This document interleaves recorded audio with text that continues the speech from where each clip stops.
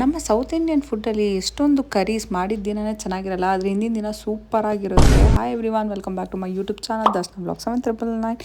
ಇವತ್ತು ಇದಕ್ಕೆ ಬೇಳೆ ಸಾರು ದೋಸೆ ತಿಂದು ಆ್ಯಸ್ ಯೂಶಲ್ ನನ್ನ ಡೈಲಿ ರೂಟೀನ್ ಕೋರ್ಟ್ಗೆ ಹೋಗು, ವರ್ಕ್ ಮುಗಿಸ್ಕೊ, ಮನೆಗೆ ಬಾ, ಅದೇ ಥರನೇ ಇರುತ್ತೆ. ಬಟ್ ಇವತ್ತು ನಾನು ನಿಮಗೆ ತೋರಿಸ್ಕೊಡ್ತೀನಿ. ನಮ್ಮ ಸಿವಿಲ್ ಕೋರ್ಟಲ್ಲಿ 3 ಬಿಲ್ಡಿಂಗ್ ಇರುತ್ತೆ.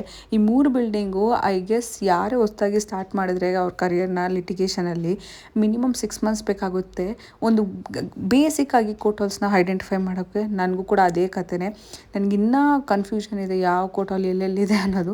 ಸೊ ಕೆಲಸ ಎಲ್ಲ ಮುಗಿಸ್ಕೊಂಡು ನಾನು ಆ್ಯಸ್ ಯೂಶುವಲ್ ಆಫೀಸಿಗೆ ಬಂದು ಆಫೀಸಲ್ಲಿ ಏನೇನು ವರ್ಕ್ ಇರುತ್ತೆ ಅದನ್ನೆಲ್ಲ ಮಾಡಿ ನಾನು ನಮ್ಮ ಮನೆ ಕಡೆಗೆ ಹೊರಡ್ತೀನಿ. ಸೊ ನಮ್ಮ ಮನೆ ಕಡೆ ಅಂಟು ತರಕಾರಿ ಹಣ್ಣು ಅಂಟು ಸೂಪರಾಗಿ ಸಿಗುತ್ತೆ. ಸೊ ನನ್ನ ಮನೆಗೆ ಏನೇನು ಬೇಕೋ ಆ ಐಟಮ್ನ ತೊಗೊಂಡು ಇವತ್ತು ಮೊಸಪ್ ಸಾರು ಆ್ಯಂಡ್ ಮುದ್ದೆ ಆ್ಯಂಡ್ ಇಲ್ಲಿ ನಾನು ನಿಮಗೆ ತೋರಿಸ್ತಿದ್ದೀನಲ್ಲ ಮೊಸರನ್ನಕ್ಕೆ ಒಗ್ಗರಣೆ ಹಾಕ್ತೀನಿ. ಇದನ್ನು ನಂಗೆ ನಮ್ಮ ಮಾವ ಹೇಳ್ಕೊಟ್ರು, ಸಖತ್ತಾಗಿರುತ್ತೆ. ಅವರಿಗೆ ಮೊಸರನ್ನ ಮಾಡಿಕೊಟ್ಟು ನಾನು ಕನ್ನಡ ಪ್ರಾಕ್ಟೀಸ್ ಸ್ಟಾರ್ಟ್ ಮಾಡಿದೆ. ಕನ್ನಡ ಪ್ರಾಕ್ಟೀಸ್ ಸ್ಟಾರ್ಟ್ ಮಾಡೋದ್ರಿಂದ ನನಗೆ ಒಂದು ಒಳ್ಳೆ ಬೆನಿಫಿಟ್ ಅನ್ನಿಸ್ತಿದೆ. ಇವಾಗ ಎಲ್ಲೇ ಕನ್ನಡ ಬೋರ್ಡು ಕನ್ನಡದ ಏನೇ ಕಾಣಿಸೋದು ಕೂಡ ಅದು ನಾನು ಕೂಡಿಸ್ಕೊಂಡು ಓದೋಕ್ಕೆ ಸ್ಟಾರ್ಟ್ ಮಾಡಿದ್ದೀನಿ. It feels really good. So Bigg Boss ನೋಡಿ ಮಲ್ಕೊಂಡೆ. See you in the next vlog.